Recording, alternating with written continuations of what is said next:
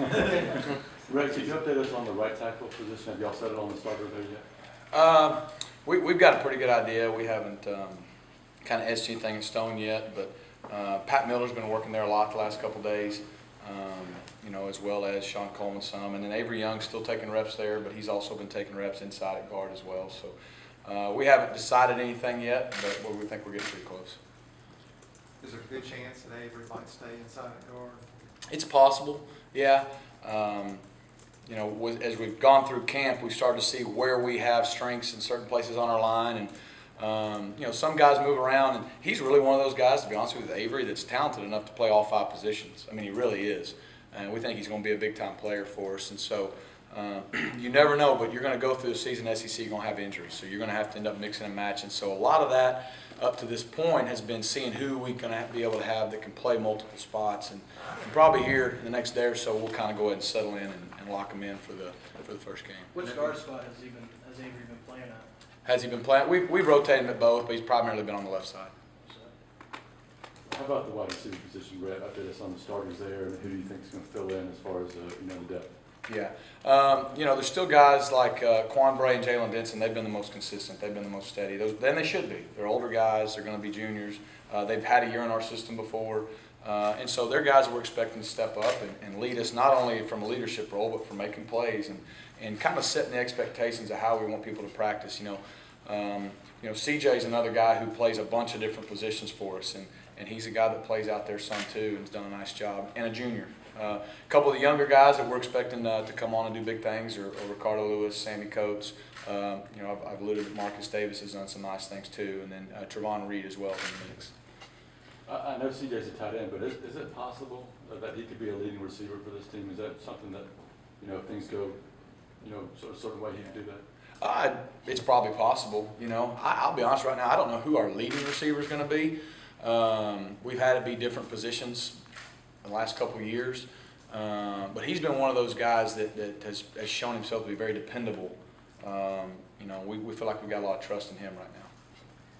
With Avery, have you decided that he's going to be a starter? It's just a matter of where, or? We haven't made that decision yet, but he's very involved. He'll definitely play. Right, with all these injuries to the defense and now Jonathan Ford moving to the defensive side, how does that change how you look at the running back position as far as down the depth chart? Well, we felt like it was a position we had a little bit of depth right now. We love Rudy. He's going to be a really good player. We feel like his future is very bright. I think he was slated to play on a lot of teams, so we were going to find a way to get him in the mix. But at the end of the day, we got to win, and we got to do what's best for the team. And I know he came to us and said, "Coach, I want to help the team win. I want to win now." And right now, that's what's best for our football team. He's a big-time athlete, so to be able to be young and come in and be able to prove yourself on offense and then go right over and have us think he's got a chance to help us on defense, I think says a lot about his character as a person, his toughness, and his ability. So you volunteered to go to defense?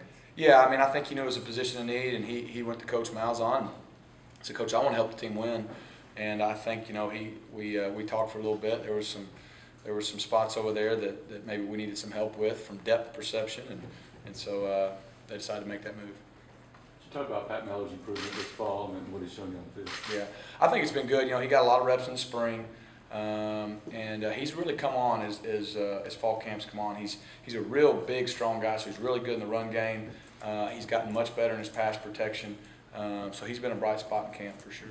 How does just go back to Rudy for a second, if this is temporary, at least until some injuries are cleared up or something like that. I know Tim a couple weeks ago made it sound like the plan was made it sound like that Peyton Barber was a potential redshirt candidate. Does that change in the short term? Are you trying to hope that you don't have to go to the 4th and 5th running back right now? Well, like I said, we feel like with Trey and with Cameron and with Corey, we got 3 older guys that do a nice job for us that went through spring. I'll tell you this, we were very excited about both Peyton Barber and Jonathan Ford with the camp they've had. We feel like we were right on, if not even our expectations were a little met even more than we thought they would be with those 2. It just came down to, at the end of the day, it helps us to move Jonathan to defense right now, and he's one of those guys who wants to play and wants to help us win, so that's the move we made. And so Peyton Barber is a guy that from a physical standpoint we feel is ready to play. It's just a matter of you're a true freshman. But, when certain moves happen, that will thrust people up quicker than normal. And so he's got to be ready to go. At this point, the 3 older guys are there, but he's got to be on high alert. How much does it help that those 3 older guys are all versatile enough to play both the kind of roles that you need? It gives you a little bit more added depth? I think it does. We've said that since the spring. It's kind of a broken record, but really all 3 of those guys bring something different to the table for us, and I think they all 3 are going to play and probably play a good amount. And so there's some good versatility there, and I think that gives us some depth. What was it like to have Nick second day, second practice as the starter? What was different from yesterday or different from a week ago? I'd say yesterday and today both. You can see that he's kind of taking it and running with it. I mean, as far as just feeling more confident as the leader of the group, and he's stepping up, being more vocal, and realize, hey, this is my team. I'm going to take it and run with it. And I think the guys are responding well to him. And it's been nice to be able to get him all of those reps too the last 2 days, with the first group, because we said that we've got to put him in a position to be successful early. And we feel like the upside is very high, and that each week we should see improvement with him. And, so we got to put him in a position to be successful. And I think the more reps he gets, the better he's going to be.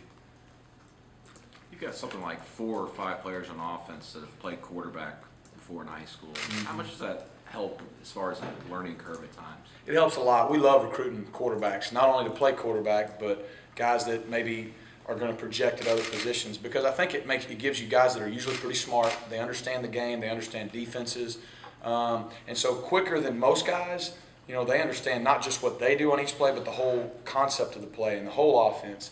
And what that allows them to do is make smart football decisions. It also makes them more versatile, and there's no secret we like a bunch of guys out there who have potentially the ability to throw. So we always are looking for a great athlete who's played quarterback and won.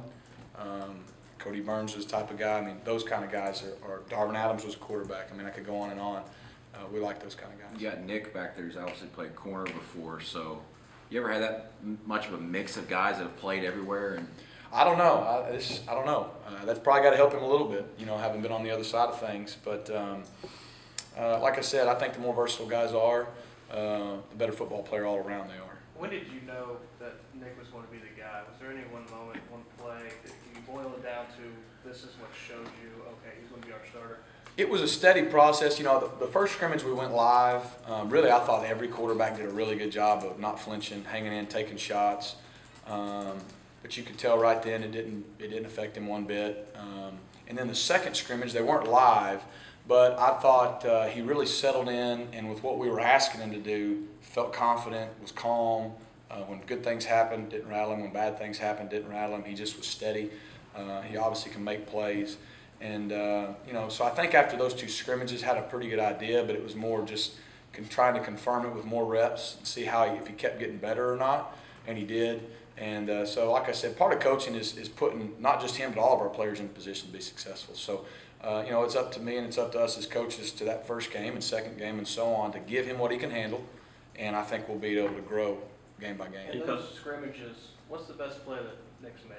Anything stand out to you? To be honest with you, I mean, you kind of put me on the spot there, but the first thought I have, beside the fact that I think he's protected the ball extremely well, we hadn't had any balls on the ground. I don't think he threw any interceptions in those 2 scrimmages. We had about a 3rd and 14, and we were 4 wides, 1 back. We ran everybody deep. Protection kind of broke down a little bit. Instead of flushing, he hits his check down. Corey Grant, who makes a great play, runs for 16, gets a first down. We convert a 3rd and 14 just because he does his job and doesn't try to do more than he's asked to do. And to me right there, that showed great maturity, and that, hey, he's buying in. He's trying to play within the system, do what we ask him to do. He's very coachable, and so that would be one that stands out to me. Just talk about the offensive line. Even though you're moving some guys around, how much of maturing have you seen out of those guys since the spring? A lot. You can tell that having 15 days in spring, having the whole summer on their own, and now having a couple weeks that they're really starting to gel. Even though we moved some guys around, there's about 7 or 8 that really hang in with that first group. And, there's no secret. Reese Dismukes is our leader, but we expect that group to be the strength of our team, especially early. And, I've been really pleased with the progress they've made with Coach Grimes here in fall camp. Read a couple of